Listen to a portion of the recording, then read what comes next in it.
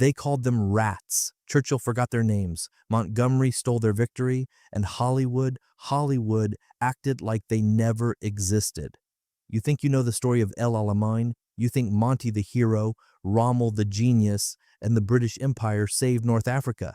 Here's what they don't teach you in school. 3,000 Australian soldiers, farmers, miners, sheep shearers broke the back of the Afrika Korps while London was planning their evacuation. They captured Rommel's intelligence headquarters. They held a ridge for 17 days under conditions that would break elite units in hours. They bled more than any other division in Montgomery's entire army, and then they were erased, not by accident, by design. Montgomery called them my Australians, like livestock.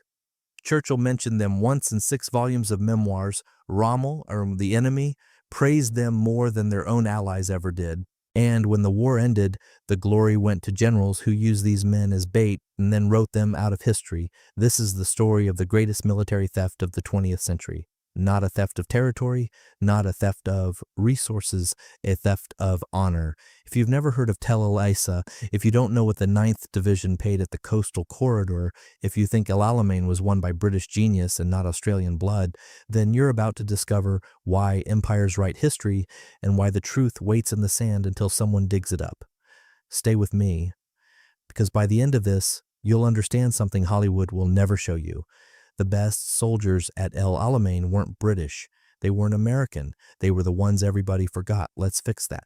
On the 10th of July, 1942, 3 battalions of the 9th Australian Division struck German positions at Tel el Eisa before dawn, and within 6 hours they had seized the entire fortified ridge, captured over 1,000 enemy soldiers, and overrun the headquarters of the 621st Radio Intercept Company. Inside that bunker lay maps, cipher documents, and operational plans that Ersin Rommel guarded like his own life. One strike by these so-called second-rate colonials inflicted damage on the Afrika Korps that the Desert Fox would struggle to recover from for weeks. But here is what stuns the mind. You will not read about this episode in any Hollywood screenplay. It does not appear in British school textbooks. Field Marshal Bernard Montgomery's memoirs dedicate 247 pages to British heroism and mention the Australians in one passing line. That is not an oversight. That is a deliberate choice. The story of this battle is a grand betrayal where the sacrifice of some was erased to advance the careers of others. And to understand how this happened, we need to rewind to the moment when Africa was on the brink of collapse. In June of 1942, panic swept through Cairo. British headquarters burned documents in steel drums, diplomats packed suitcases, and civilians besieged railway stations. The reason was simple and terrifying.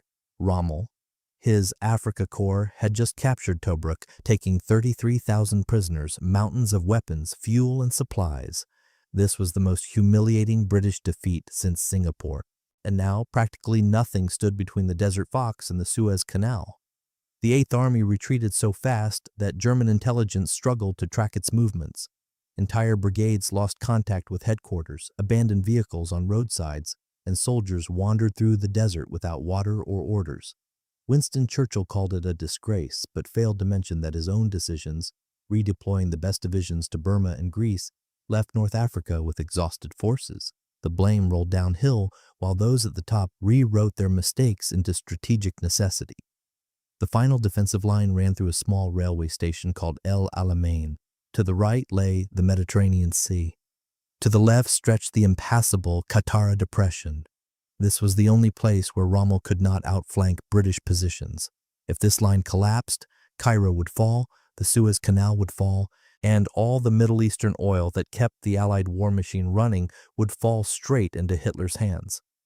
Churchill himself later admitted that El Alamein was the most dangerous moment for the Allies in the entire Mediterranean theater, and at this critical moment when British command was already mentally preparing for evacuation, reinforcements arrived that nobody expected and nobody wanted to thank. The 9th Australian Division under Lieutenant General Leslie Morshead was already a legend, though London refused to acknowledge it. These men, farmers, sheep shearers, miners, and railway workers, had survived the siege of Tobruk in 1941. For 241 days, they held that fortress under complete encirclement. Rommel never broke them. German propaganda called them the rats of Tobruk as an insult. The Australians wore it like a badge of honor. Morshead was the opposite of polished London generals. Short, lean, with a face that seemed incapable of smiling, he ruled his division with an iron fist, but knew every company commander by name. His soldiers did not salute on sight, their uniforms looked washed in ditches, and their barracks discipline was mockery among British officers. But in combat, these scruffy colonials transformed into a machine operating with Swiss clockwork precision. When the 9th Division took positions at El Alamein, British staff officers wrinkled their noses. One remarked, according to Australian military historian Mark Johnston, that the Australians looked like gypsies, not soldiers of His Majesty. Morshead allegedly responded briefly, his men were sent to fight, not march on parade grounds, but not a single British skeptic had any idea what these gypsies were capable of. The operation at Tel el Eisa became the first successful Allied offensive in North Africa in long, painful months. This is the turning point without which the entire victory at El Alamein would have been impossible, and it was not carried out by British Guards, not by Scottish Highlanders, not by elite units under Montgomery's command. It was executed by the scruffy colonials that headquarters treated as expendable material. Morshead's plan was audacious to the point of madness. Attack first, at night, without massive artillery preparation, relying on surprise and speed. British command skeptically approved, likely calculating that failure would fall on Australian shoulders. But Morshead knew his men better than any London strategist. The 26th Battalion went in first. Soldiers advanced through minefields, navigating by stars and compass, because headquarters had not bothered providing maps or intelligence on mine placements. They covered 1.5 kilometers under sporadic fire, then struck German trenches with bayonets fixed. Hand-to-hand combat in the desert night is not cinematic heroism. It is dirty, brutal, silent work, where victory goes to whoever refuses to stop. By morning, the ridge was taken and the real prize was found inside the captured headquarters. Complete maps of Rommel's minefields, cipher tables, intelligence on every division in the Afrika Korps. This became the golden key that unlocked all subsequent operations at El Alamein. But this success came at a price the victors preferred to forget. Rommel was furious. The loss of the intelligence headquarters was not just tactical failure, but strategic catastrophe. From the 11th to the 27th of July, 1942, German forces launched ferocious counterattacks to retake the ridge. Stuka dive bombers pounded Australian positions wave after wave. 88mm anti-aircraft guns blasted apart any cover. Temperatures reached 55 degrees Celsius. Water arrived once per day, barely enough for 1 canteen per man. Sandstorms jammed rifle bolts and turned every breath into torture. And the Australians did not retreat a single step. Over 17 days of continuous combat, the 9th Division lost more than 2,000 men, a quarter of its combat strength, but the ridge remained in their hands, and with it strategic initiative. Rommel exhausted his reserves trying to recapture Tel el Eisa and no longer had strength for a dash toward Cairo. 3 battalions of Australian infantry stopped an offensive that threatened the entire Middle East. German prisoners painted a revealing picture. Under interrogation, soldiers of the Afrika Korps admitted that terrifying rumors about the Australians circulated among German units. Some said they were savages who took no prisoners. Others claimed Australians possessed supernatural night vision. A non-commissioned officer from the 21st Panzer Division stated his company refused night patrols if intelligence indicated Australians were positioned opposite them. For Morshead's men, these were amusing anecdotes, nothing more. They did not consider themselves super soldiers. They were ordinary men doing the impossible because there was no other choice. Their night vision was training that Morshead conducted back at Tobruk, hours moving in darkness, navigation by stars, practicing silent movement, nothing mystical, only discipline and practice. It seemed such a feat should have landed on front pages worldwide. but fate decided otherwise. On the 13th of August, 1942, Lieutenant General Bernard Montgomery took command of the 8th Army. Short, thin, with fox-like squint and maniacal confidence in his own genius, he immediately began reshaping everything. The first thing that irritated him was the appearance of the Australians. Unbuttoned collars, shorts instead of trousers, hats worn at angles, complete absence of reverence for British stars on shoulders. But Montgomery was no fool. He studied reports on Tel el Eisa. He analyzed the captured documents, and he understood one truth. The 9th Division was the best fighting unit he possessed, so Montgomery decided to use them to the fullest. One detail characterizes Montgomery's attitude with brutal clarity. At a meeting of division commanders, he stated his intention to leave the heavy fighting to his Australians. Not brave Australians, not our Australian allies, just his Australians, as if discussing workhorses rather than soldiers of a sovereign nation. Morshead said nothing, but his adjutant later recorded that the general left with a face whiter than desert sand. Use them to the fullest meant something very specific. Montgomery was not planning to place Australians at the head of victory parades. He was planning to throw them into the worst hell, then claim the laurels once the dust settled. This was not accident, this was strategy, and the cynicism became clear when Operation Supercharged details emerged.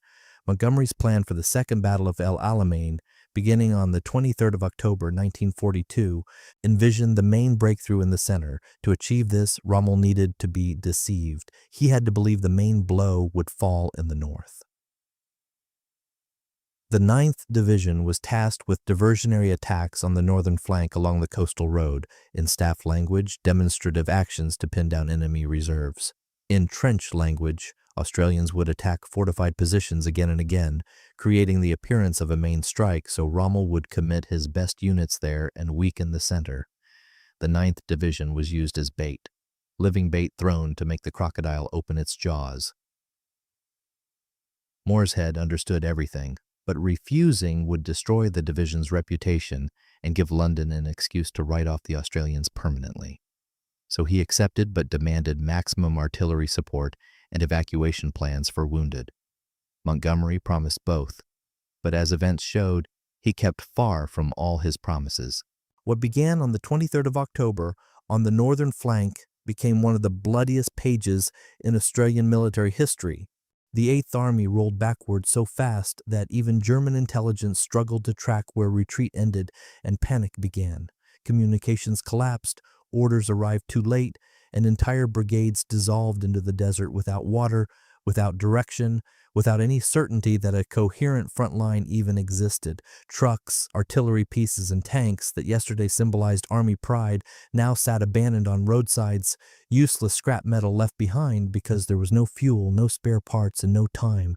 Soldiers staggered through sand like men erased from official records, forgotten by the same headquarters that sent them into this nightmare. Winston Churchill, speaking from the safety of Downing Street, called the situation a disgrace. He thundered about British honor and demanded accountability from commanders who failed to hold the line. But somehow, in all his righteous fury, the Prime Minister conveniently forgot to mention his own role in this catastrophe. It was Churchill who stripped North Africa of its best divisions, sending them to Burma and Greece in strategic gambles that collapsed. It was Churchill who prioritized distant theaters while leaving Egypt defended by exhausted, under-equipped forces. When things went wrong, blame rolled downhill, as it always does, landing on officers in the field while politicians in London rewrote their mistakes into unavoidable necessities. The pattern was brutal and familiar. Those at the top made decisions. Those at the bottom paid the price. Staff officers in air-conditioned Cairo offices shuffled papers and issued directives. Men in the desert choked on sand, went days without proper food, and watched their friends fall because supply convoys never arrived. This was not just military incompetence. This was systemic negligence dressed up as imperial strategy. But the chaos had limits, geographical ones that even Rommel could not ignore. The last defensive position ran through a small railway station called El Alamein. To the north lay the Mediterranean Sea. To the south stretched the Katara Depression, a massive geological pit of salt marsh and quicksand that no army could cross. This narrow corridor, barely 40 miles wide, was the only passable ground between the coast and impassable terrain. If you wanted to reach Cairo from the west, you had to go through El Alamein. There was no alternative, no flanking route, no clever maneuver, just a brutal funnel where armies collided head-on. Or if this line broke, Cairo would fall within days. The Suez Canal, lifeline connecting Britain to India in the Far East, would be severed. Beyond that lay the oil fields of Iraq and Iran, fuel reserves that kept the entire Allied war machine running. Lose El Alamein, and the strategic balance of the entire war shifted toward Hitler. Churchill himself later admitted that El Alamein represented the most dangerous moment for Allied forces in the Mediterranean theater. This was not propaganda. This was cold military reality. The stakes could not have been higher, and the force available to hold this critical line could not have been weaker. And then, when British command was already mentally drafting evacuation plans, reinforcements arrived that nobody asked for and nobody wanted to thank. The 9th Australian Division under Lieutenant General Leslie Morshead took up positions along the El Alamein line in early July 1942. These men were already legends, though London stubbornly refused to acknowledge it. They were the Rats of Tobruk, soldiers who held that fortress for 241 days under complete siege in 1941. Rommel threw everything at them. Constant bombing, artillery bombardment, infantry assaults, tank attacks, none of it broke them. German propaganda coined the name Tobruk Rats as an insult. The Australians wore it as a badge of honor. These were not professional soldiers groomed at military academies. They were farmers from Queensland who could fix anything with wire and ingenuity, sheep shearers from New South Wales who worked 18-hour days without complaint, miners from Victoria who understood danger as part of daily life, railway workers from Western Australia who kept systems running through isolation and hardship. They came from a country where survival meant self-reliance, where the nearest help was often hundreds of miles away, where you learned early that complaining accomplished nothing and action solved everything. When the 9th Division disembarked, British staff officers recoiled. These colonials did not look like His Majesty's soldiers. Uniforms were faded and patched, boots were scuffed. Discipline, in the parade ground sense, barely existed. Soldiers addressed officers casually. They slouched when standing at ease. Their camps looked disorganized compared to the rigid geometry of British formations. To London-trained eyes, they looked like rabble. But rabble does not hold Tobruk for 8 months. Rabble does not earn the respect of Erwin Rommel. And rabble certainly does not become the force that saves North Africa. Morshead himself embodied everything British command distrusted about colonials. Short, lean, with a weathered face that seemed incapable of producing a smile, he commanded. Through competence rather than charisma, he knew every company commander by name. He understood the capabilities and limits of every unit under his control. His soldiers did not salute with parade ground precision, but in combat they executed orders with mechanical efficiency. Morshead built a force that valued results over appearances, substance over style, effectiveness over elegance. The contrast with British command could not have been sharper. London generals wore polished boots and pressed uniforms. They held elaborate briefings with maps and charts. They spoke in cultured accents about strategy and doctrine. Morshead wore desert-stained khakis and spoke bluntly about what worked and what did not. British officers planned operations in air-conditioned rooms. Morshead walked the front lines and talked to NCOs who actually did the fighting. The British system valued hierarchy and tradition. Morshead valued one thing above all else: keeping his men alive while accomplishing the mission. When the 9th Division settled into positions at El Alamein, a British staff officer remarked, according to Australian military historian Mark Johnston, that the Australians looked like gypsies rather than soldiers of His Majesty. The comment was relayed to Morshead. His response was characteristically blunt. His men were sent to fight, not to march in parades. If headquarters wanted pretty soldiers, they should request the Guards. If they wanted soldiers who won battles, they already had them. But this dismissive attitude from supposed allies was just the beginning of something far uglier. 3 days before the assault on Tel el Eisa, an Australian medical unit requested evacuation for 47 critically wounded men following a reconnaissance clash with German patrols. The injuries were severe: shrapnel wounds, burns, compound fractures, men who needed surgery within hours or they would not survive. The request went to British Medical Services, which controlled ambulance transport and field hospitals in the sector. A British medical officer reviewed the request and made a decision that would haunt Australian-British relations for the rest of the war. He delayed the ambulance convoy for 18 hours. His stated reason, documented in divisional records, was that British wounded had priority. Australians would have to wait. 47 men lay in a forward aid station with inadequate supplies, fighting for every breath while trucks sat idle because their blood was the wrong nationality. When transport finally arrived, 16 men had already perished.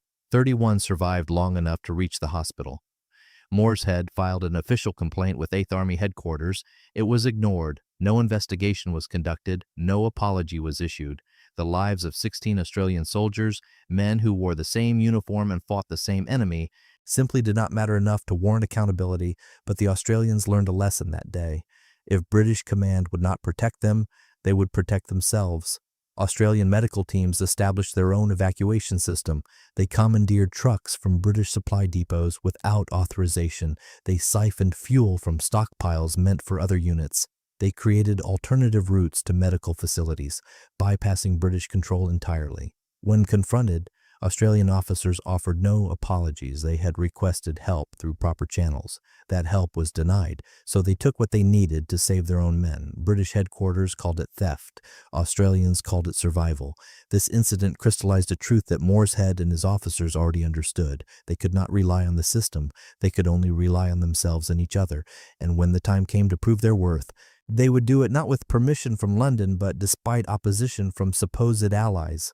The operation at Tel el Eisa became the first successful offensive action by Allied forces in North Africa in months of continuous retreat. This is not a minor footnote in military history. This is the turning point that made everything else possible. Without Tel el Eisa, there is no victory at El Alamein. Without the intelligence captured there, Montgomery has no plan. Without the momentum generated by this single operation, the entire North African campaign might have collapsed. And who executed this critical operation? Not the Scots Guards, not the elite British Airborne, not the armored divisions that feature prominently in every official history. It was done by the scruffy colonials that headquarters treated as expendable labor.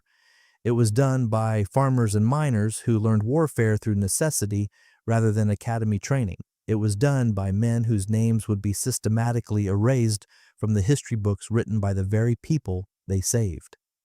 Morshead's plan for Tel el Eisa was audacious to the point of recklessness.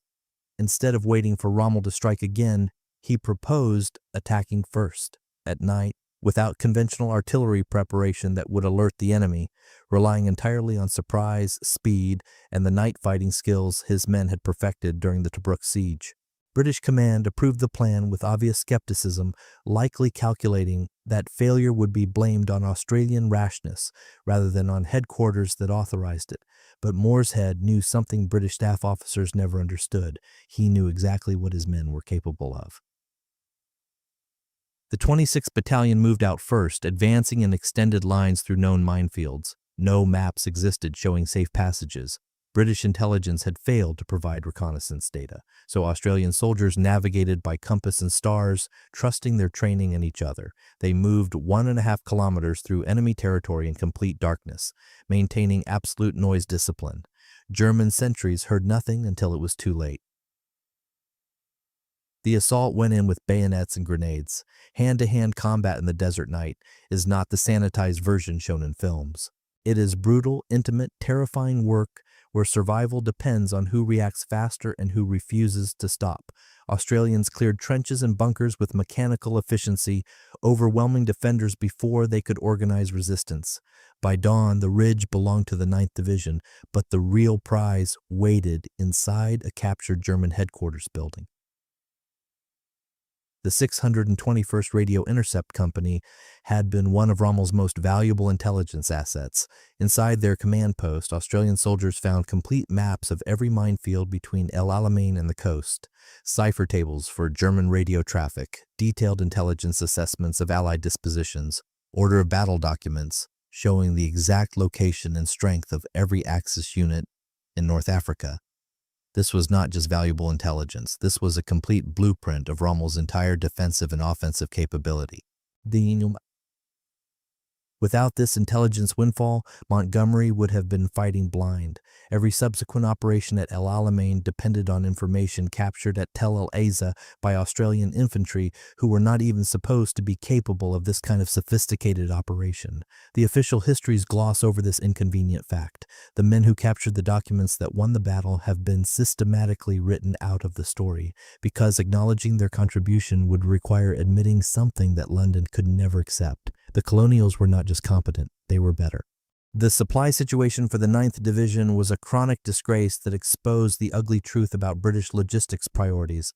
While American units arriving in the theater received brand new Sherman tanks, unlimited ammunition, and every piece of equipment requested, while British Guards divisions paraded in freshly laundered uniforms with polished brass, Moorehead's men made do with whatever scraps the system bothered to send their way. Trucks broke down constantly because replacement parts never arrived. Weapons jammed because proper cleaning supplies were unavailable. Uniforms disintegrated under desert conditions because requisitions for new ones sat ignored in Cairo warehouses. But this neglect, intended or not, forged something that headquarters never anticipated. Australian soldiers became masters of what they called bush mechanics, the art of fixing anything with whatever materials were at hand. Farmers who grew up 200 kilometers from the nearest town already knew this skill from childhood. When a water pump breaks on an isolated station and the nearest mechanic is a day's drive away, you learn to improvise or you lose your livestock. That same mentality now kept military equipment running in conditions that defeated properly trained technicians. Mechanics adapted captured German spare parts to British engines. They fashioned air filters from old socks and shirts because official filters clogged within hours in desert sand. They rebuilt transmissions using components scavenged from 3 different wrecked vehicles. One particularly resourceful company, according to divisional maintenance logs, cooled an overheated Vickers machine gun using a liquid that military regulations absolutely forbid mentioning in official reports. The gun kept firing. That was all that mattered. This was not poverty. This was philosophy. Australian troops understood something that armies drowning in supplies never learn. Fancy equipment means nothing if you cannot maintain it. A patched-together truck that runs beats a pristine vehicle sitting broken because the proper replacement part is stuck in a supply depot 300 miles away. Germans, whose technology was famous for sophistication and complexity, were genuinely baffled. How did these colonials keep fighting on what looked like scrap metal held together with wire and prayer? But the ingenuity extended beyond mechanics into pure problem-solving under fire. After the capture of Tel el Eisa, German forces began deploying a new mine that made standard clearance procedures suicidal. The S-35 contained a double detonator system. Disturb the primary trigger, and the mine explodes. Attempt to defuse the primary trigger, and a secondary mechanism detonates. British mine-clearing teams lost men trying to figure out the mechanism. Standard doctrine said to destroy such mines in place with explosives, but that was impossible in areas where infantry needed to advance quickly. Private Tom Derrick, a sheep shearer from Queensland serving with the 2nd 48th Battalion, encountered one of these mines while clearing a path for his company on July 14th. The mine sat half buried in sand, its pressure plate clearly visible. Derrick had seen enough German ordnance to know this was something different. Instead of calling for engineers or attempting immediate defusal, he did something that saved countless lives over the following weeks. He studied it. For 43 minutes under sporadic mortar fire, Derrick lay on his stomach examining the mine from every angle without touching it. He scraped sand away millimeter by millimeter, exposing the casing. He identified the primary trigger mechanism. Then he found the secondary one, a spring-loaded striker connected to the defusal point. Anyone attempting to disconnect the primary trigger would release the spring and detonate the mine instantly. Derek worked out the sequence in his head.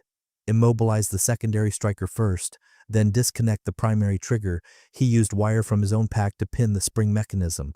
Only then did he carefully detach the primary detonator. The mine was safe. More importantly, he now understood exactly how it burned. Back at battalion headquarters, Derek drew detailed diagrams of the mechanism. He wrote step-by-step instructions for safe defusal. He explained the trap built into the design and how to avoid triggering it. Within 24 hours, every engineer and sapper in the 9th Division knew how to handle S-35 mines. Within a week, Australian mine-clearing teams were advancing faster than any other unit in the 8th Army because they understood ordnance that still baffled British specialists. British engineers learned about the S-35 design a full week after Derek documented it. They learned from Australians, not from their own intelligence services. Derek received a commendation from his commanding officer and a military medal for his actions at Tel el Eisa. His name appears in Australian divisional records. It does not appear in a single official British chronicle of the North African campaign, another colonial who proved too competent to acknowledge. But individual heroics and mechanical ingenuity could not change the fundamental arithmetic of combat. Every gain came at a price measured in blood. Rommel reacted to the loss of Tel el Eisa with predictable fury. The Desert Fox understood strategic value better than most commanders, and losing that ridge along with his intelligence headquarters was a catastrophe that demanded immediate response. From July 11th through July 27th, German forces launched repeated counterattacks attempting to retake the position. These were not probing actions or limited assaults. These were full-scale attacks backed by armor, artillery, and air power. Stuka dive bombers pounded Australian positions in waves. The distinctive scream of their sirens became a constant soundtrack to daily existence. 88mm anti-aircraft guns, deployed by Rommel as direct-fire anti-tank and anti-personnel weapons, blasted apart any cover that soldiers managed to construct. These weapons could punch through 3 feet of concrete. Sandbag fortifications offered no protection whatsoever. The environmental conditions alone would have broken lesser units. Daytime temperatures regularly exceeded 55 degrees Celsius. Metal became too hot to touch with bare hands. Water arrived once per day if supply convoys made it through, barely enough for 1 canteen per man. That water had to cover drinking, cooking, and the desperate need to wash sand from weapons that jammed constantly. Soldiers learned to function in a state of permanent semi-dehydration, rationing every sip while sweating through uniforms that dried stiff with salt.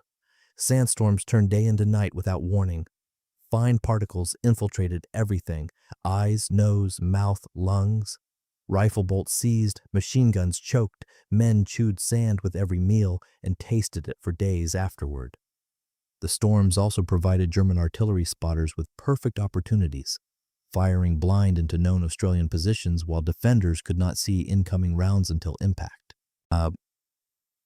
Over 17 days of continuous combat, the 9th Division suffered more than 2,000 casualties. That represented roughly 1/4 of the division's effective combat strength.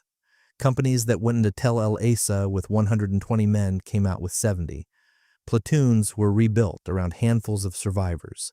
Medical stations overflowed with wounded who lay in the open because there was no room under cover, but the ridge remained in Australian hands. Not 1 meter was surrendered. Rommel threw everything available at that position and could not break through. By late July, the Afrika Korps had exhausted its reserves in futile attempts to recapture ground that should never have been lost. The offensive momentum that carried Rommel from Gazala to the gates of Egypt died on that ridge. 3 battalions of Australian infantry achieved what entire British Corps had failed to accomplish.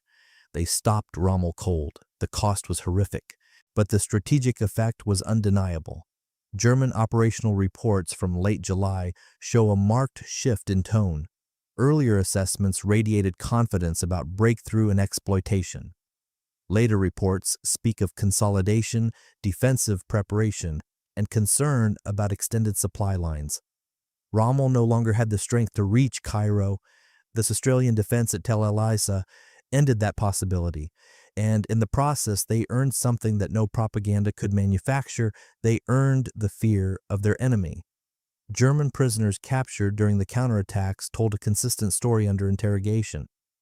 Rumors about the Australians circulated through Axis units like ghost stories. Some claimed they were convicts released from prison to fight, men with nothing to lose who showed no mercy. Others insisted Australians possessed supernatural abilities, particularly at night when they seemed to materialize inside German positions without warning. One Unteroffizier from the 21st Panzer Division stated flatly during questioning that his entire platoon refused night patrol duty when intelligence indicated Australian units opposite their sector. And this fear was not based on brutality or atrocity. It was based on competence so consistent it seemed impossible.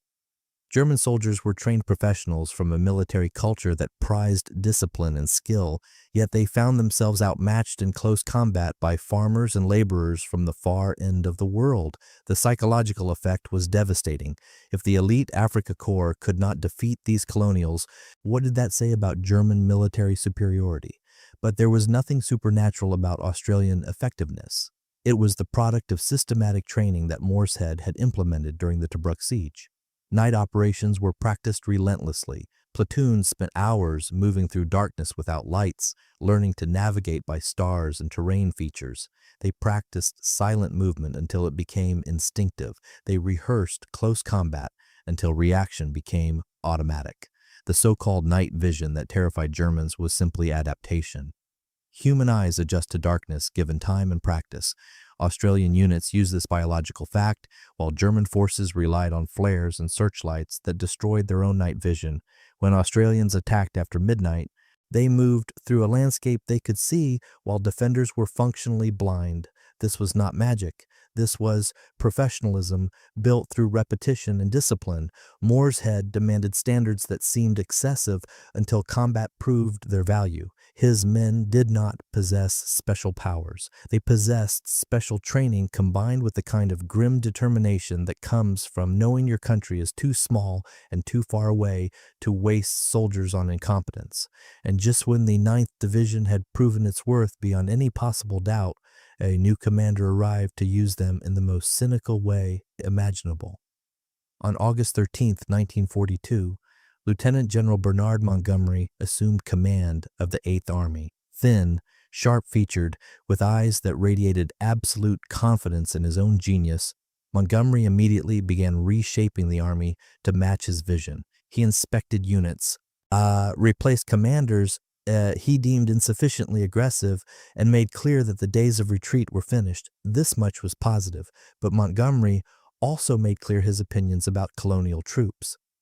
The first time he inspected the 9th Division, his distaste was obvious. Unbuttoned collars, shorts instead of regulation trousers, slouch hats worn at unmilitary angles, soldiers who addressed officers with casual directness rather than rigid formality. Everything about the Australians offended Montgomery's sense of proper military decorum. These men looked like they belonged at a country fair, not in His Majesty's army, but Montgomery was not stupid. He read the operational reports from Tel el Eisa. He studied casualty figures. He understood that this scruffy colonial division was the best offensive weapon he possessed. British units were still rebuilding confidence after months of defeat. Commonwealth divisions were reliable but defensive-minded. Only the Australians had proven capable of attacking fortified positions and winning, so Montgomery decided to use them, not lead with them, not honor them.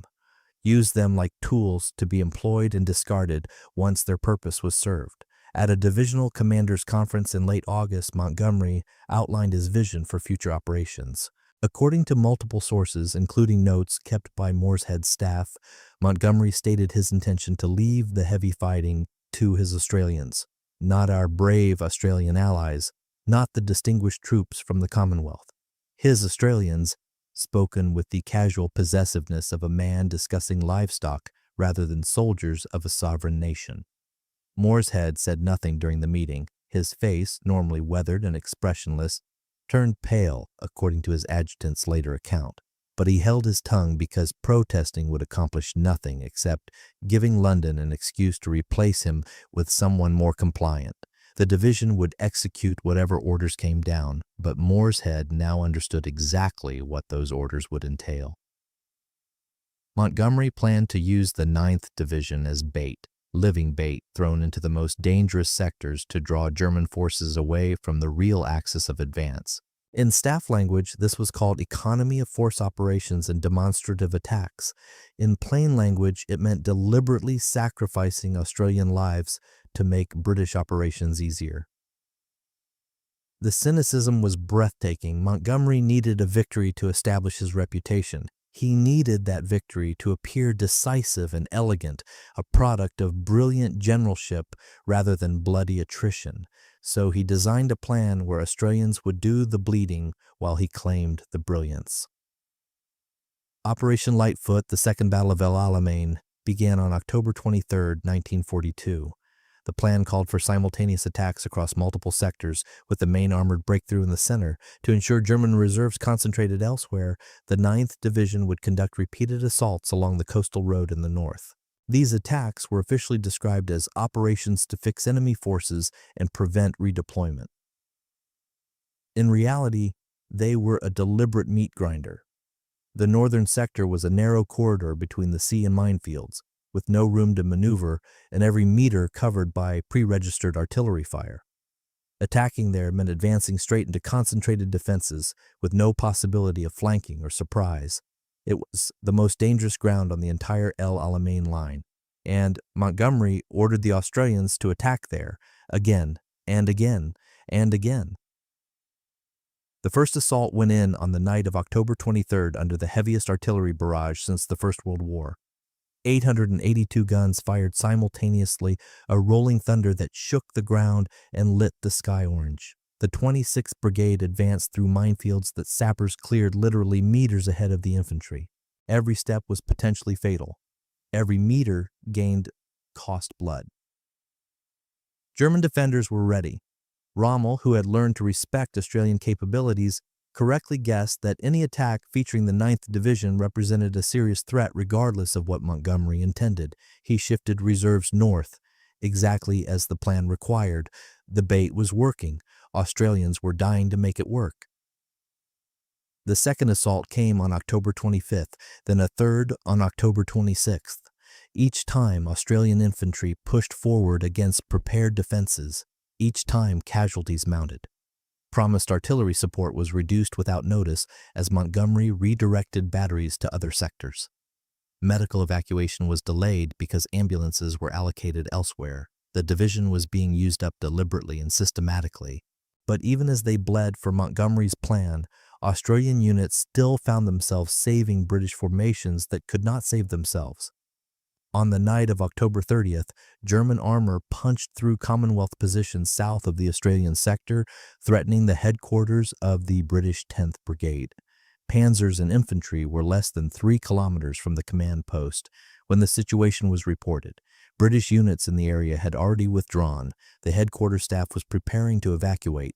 Major Jack Edmonds of the 24th Battalion heard the radio traffic and made a decision without waiting for orders. He gathered 80 men, the only soldiers immediately available, along with 4 anti-tank guns. They moved out on a forced march, covering 6 kilometers in under 90 minutes through darkness over broken ground.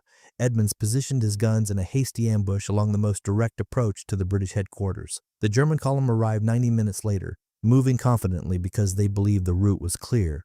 Edmonds held fire until the lead tanks were within 200 meters. Then all 4 anti-tank guns opened up simultaneously. 7 tanks were destroyed or disabled in the first minute. 2 armored personnel carriers exploded. The German advance collapsed into confusion. By dawn, the threat was eliminated. The British headquarters was secure. The brigadier personally thanked Edmonds and his men for their timely intervention. But when the official after-action report was filed, it credited the timely arrival of reserves without naming which reserves or who led them. Edmonds wrote in his post-war memoirs a single bitter sentence: "We saved their arses, and they did not even write down our names." This was the pattern. Australians fought, Australians bled, Australians saved British units when plans collapsed, and then British command wrote them out of the official story. By November 3rd, Rommel was in full retreat. El Alamein was won. Churchill announced the victory over BBC radio with phrases about Britain's finest hour. London newspapers splashed headlines about Montgomery the hero, Montgomery the genius, Montgomery who showed Rommel who owned North Africa. Australian newspapers received these stories via wire service and dutifully reprinted them. Not one major British publication put the 9th Australian Division on its front page. Over 12 days of sustained combat at El Alamein, the 9th Division suffered 2,694 casualties. This was the highest loss of any division in Montgomery's entire army. No British division approached that figure. No South African, Indian, or New Zealand unit paid such a price. The Australians carried the heaviest burden, and the statistics prove it beyond any argument. But statistics cannot capture individual tragedies. 20-year-old volunteers from Queensland who enlisted because their fathers fought in the previous war and taught them that defending freedom was a family obligation. 35-year-old miners from New South Wales who left wives and children because they believed Australia needed defending at distant borders. Married farmers who trusted neighbors with their livestock and traveled across the world to stop a machine that threatened everything they valued. Their sacrifice was absolute. It deserved absolute recognition. Instead, it received systematic erasure. Yet one man who fought against them gave them the recognition their own allies never would. In late October 1942, Erwin Rommel wrote in his diary that Australian troops were the most dangerous he had encountered in North Africa, as they fought with fury and skill that British forces could not match. In a letter to his wife from the same period, he stated that his soldiers feared being positioned opposite Australian units because nighttime attacks were inevitable and terrifying. This was not diplomatic courtesy.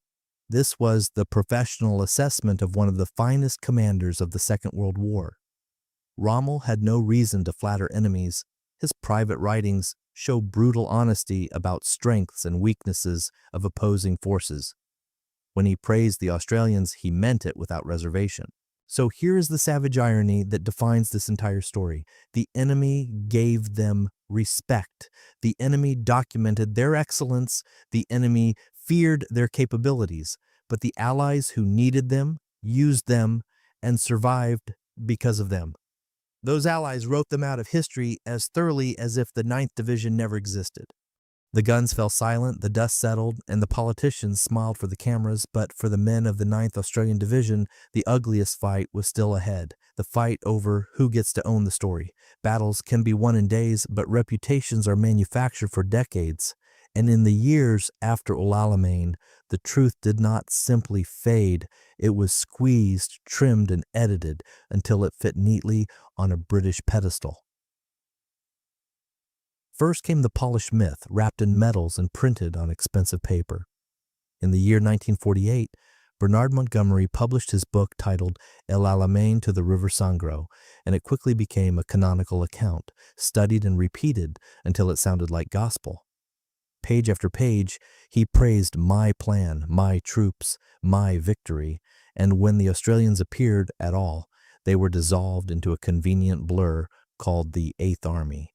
When a division pays in thousands of shattered families and receives a few vague paragraphs in return, do you call that history or do you call it theft? But that was only the first erasure, the clean one, the respectable one, the kind that wears a uniform and speaks in calm, educated tones. The second erasure was louder because it came from a man whose words could turn into national memory with a single sentence.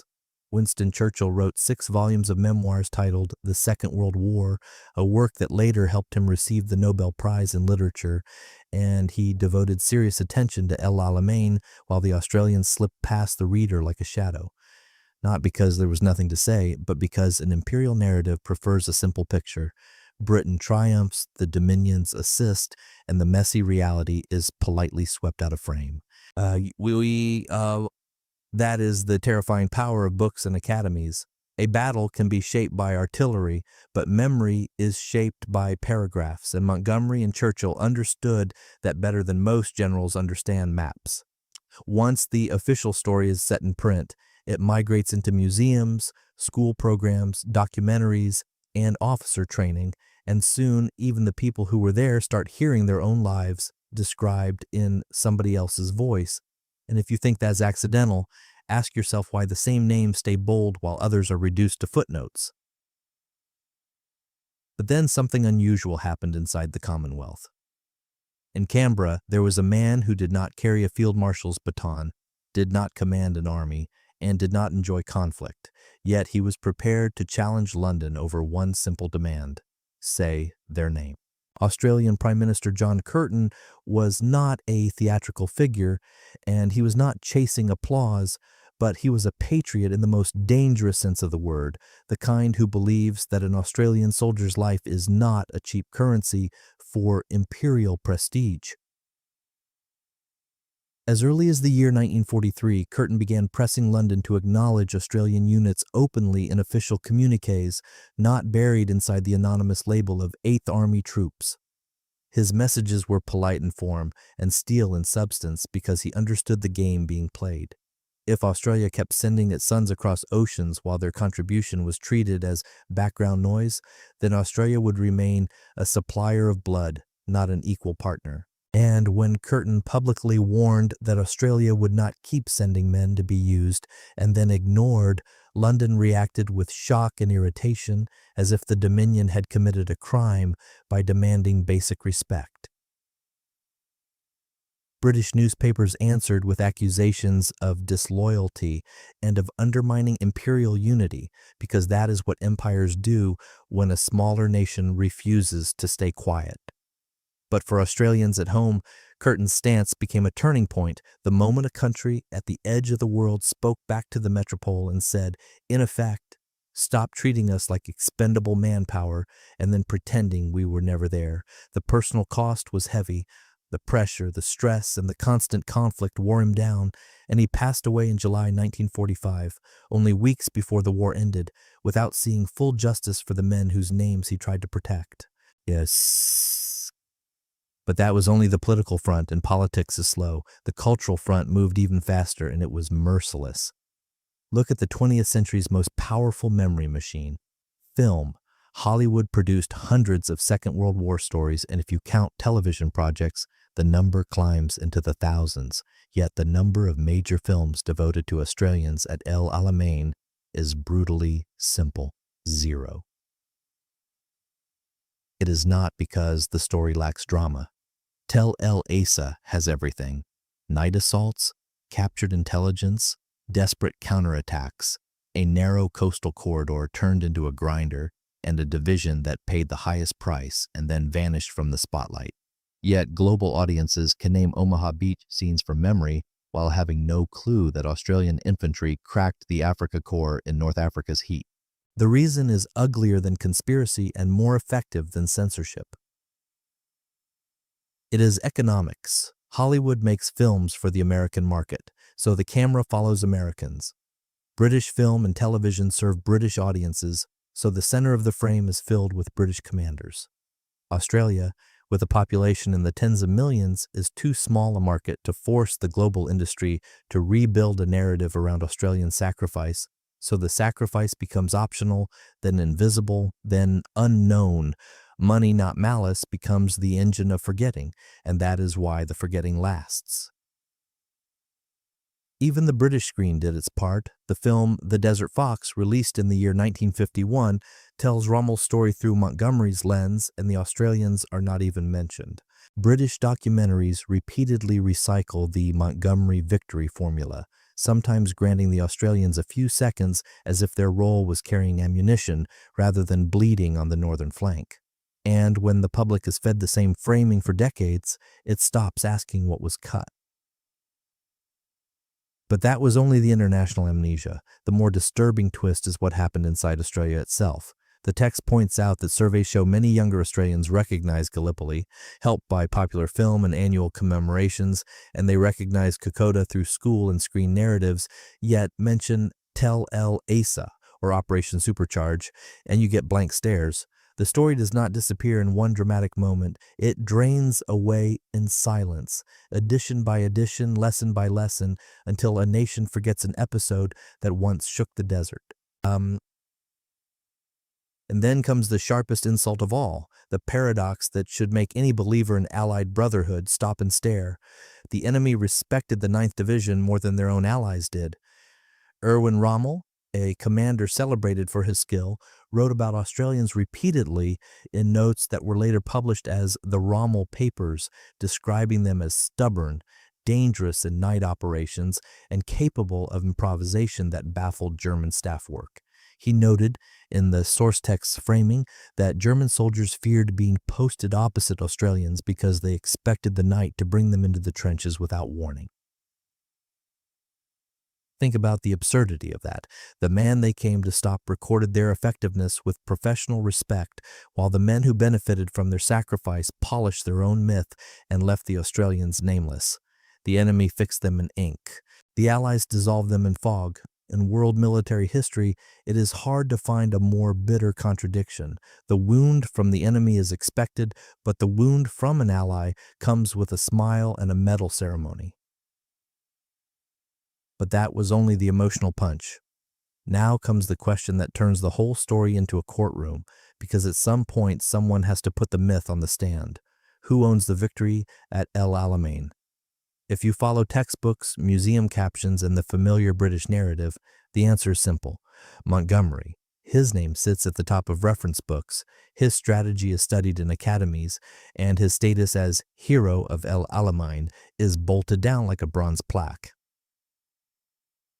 But if you follow the facts laid out in the text, the answer changes fast. Who delivered the first successful offensive action that shifted the campaign's tone at Tel el Eisa?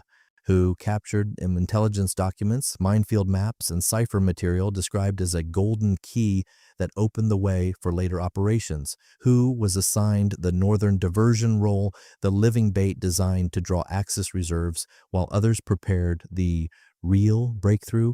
Who paid the highest price in that grinding coastal sector, with losses described in the text as the heaviest among 8th Army divisions for the operation? Montgomery could write the score, but the 9th Division played the music with torn hands, cracked throats, and exhausted bodies, and when the final note faded, the conductor stepped forward alone to take the bow. That is not just unfair, it is structurally immoral. And if the word betrayal sounds too dramatic, remember that memory decides whose children are taught pride and whose children are taught silence. But that was only the verdict on paper, and paper does not show you what it felt like when those men came home. In early 1943, when the 9th Division finally returned to Australia, there were no grand parades through Sydney streets and no roaring national celebration waiting on the docks. The country was exhausted. Attention had swung to the Pacific, and North Africa already felt like an old headline that had been replaced by a newer fear. The men who held ridges under Stuka attacks stepped onto the pier and found that the world had moved on without them. They received a short leave and then were sent straight into another brutal theater, New Guinea, trading sand for jungle, heat for humidity, and open desert horizons for green walls filled with unseen threats. The text describes it as moving from one hell into another, and it is hard to argue with that framing when you consider the cumulative strain. No one asked whether they were ready. No one sat them down to ask what Tel el Eisa had carved into their nerves, or what the scream of diving aircraft had left behind in their sleep. Morshead was promoted and continued fighting. The soldiers received medals and continued losing comrades. Families received telegrams, and many learned the real story not from triumphant newspapers or official speeches, but from letters written by mates, short, restrained messages where every careful word carried weight that could not be said aloud. Official communiques spoke about successful actions of the 8th Army and left out unit names, leaving parents to wonder what exactly their sons had endured and why. Yet, even in this bleak aftermath, there was one thing no memoir could confiscate. Rommel passed away in the year 1944, under pressure from the Nazi regime after the failed plot against Hitler, but his letters and notes survived and became a valuable record of the North African campaign. In those private words, written not as propaganda but as personal record, there remained an assessment that no British editor could erase: Rommel's respect for the Australians as the most dangerous troops he faced in North Africa. That judgment sits there like a stone in the sand. It cannot be quietly reframed into somebody else's glory. It does not require a film budget or a museum wing to exist. It exists because the enemy wrote it down without any reason to flatter the men trying to destroy his army. So what did the 9th Division receive in the Long War of Memory? The text points to a memorial in Canberra, quiet, dignified, and often passed without a second glance by tourists. It points to a few lines in textbooks that shrink with every new edition, and to a public awareness that weakens generation by generation because the big cultural machines never made the story loud. And it points to something else, something stubborn, the truth waiting in archives, diaries, telegrams, medical reports, and operational summaries, ready for anyone willing to look. If you have made it this far, you are doing what the official story refused to do for decades. You are putting names back into the frame and forcing the narrative to answer for what it cut out. Empires can hand out titles and prizes, but they cannot permanently bury a fact once people decide it matters. The 9th Division wrote its part of El Alamein into the desert itself, and the desert, unlike memoirists, does not lie.